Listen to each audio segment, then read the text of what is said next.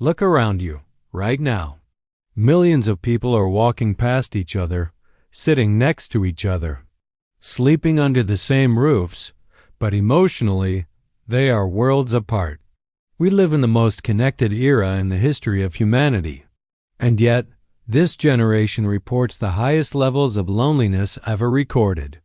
Not during wars, not during pandemics, not during economic collapse, but during the age of Wi-Fi. So the real question is not, why are people alone? The real question is, why do people feel alone together? For most of human history, survival depended on others. You hunted together, you slept together, you suffered together. Loneliness once meant death. Today, survival requires almost no one. You can eat without cooking, work without meeting, talk without speaking, love without touching. We built a world where humans are no longer needed, only accessed.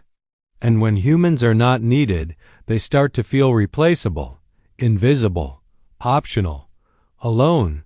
Your phone vibrates. You feel important. Someone liked your post. You feel seen, but the feeling disappears in seconds. And you scroll again. Because deep down, your brain knows something is missing. Digital connection gives you attention. But attention is not affection. Likes are not love. Messages are not presence. Views are not validation. We confuse being noticed with being understood. But they are not the same thing. You can be famous and feel empty, surrounded by messages and starving for meaning. Every day, you compare your real life to edited reality. Their body, their house, their relationships, their happiness. You start to believe that everyone is living better than you. And if everyone is doing better, maybe something is wrong with you. This is not connection. This is silent competition. And competition kills intimacy.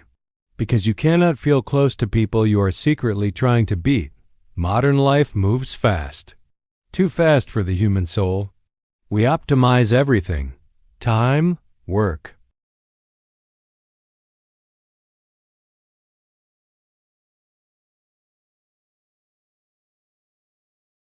Not 5,000 followers, not endless notifications, not constant stimulation. The brain still measures connection the old way. Eye contact, touch, voice, shared physical space. Without these, the brain activates the same circuits as physical pain. That's why loneliness hurts. It is not metaphorical. It is neurological. We live in a culture where sadness is hidden. Everyone is fine. Everyone is busy. Everyone is doing great. But behind closed doors, anxiety, emptiness, overthinking, silent suffering. The loneliest people are often the ones who smile the most. Because they learn that being honest makes others uncomfortable. Maybe the problem is not technology. Maybe the problem is that we forgot how to use it without losing ourselves.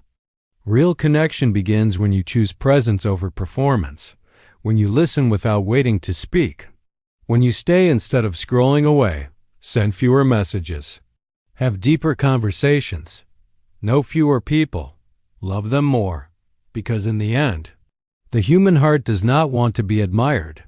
It wants to be understood. And maybe the cure for modern loneliness is not finding more people,